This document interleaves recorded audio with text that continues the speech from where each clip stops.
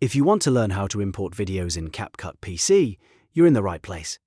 In this quick tutorial, I'll walk you through the easiest way to bring your video files into CapCut so you can start editing right away. This is one of the first things every creator needs to know, whether you're making YouTube videos, short-form content, or any other type of edit.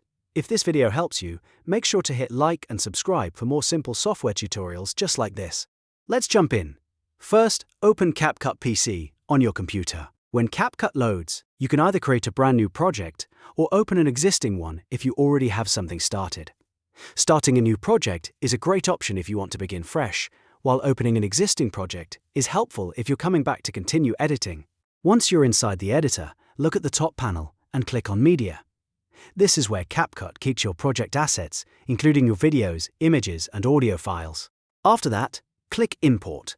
This will open a file browser on your computer, allowing you to choose the video files you want to add to your project. Now browse through your folders and select the video file or files you want to import.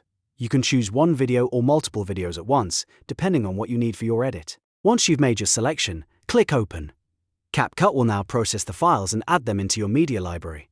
After a moment, you should see your imported videos appear inside the media library panel. From here, you're ready to start building your edit.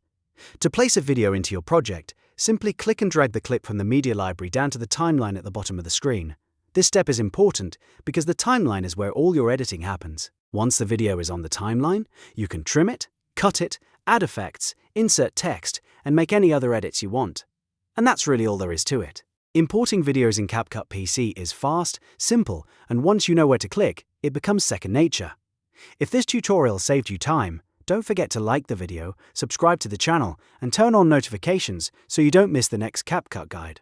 Thanks for watching, and I'll see you in the next one.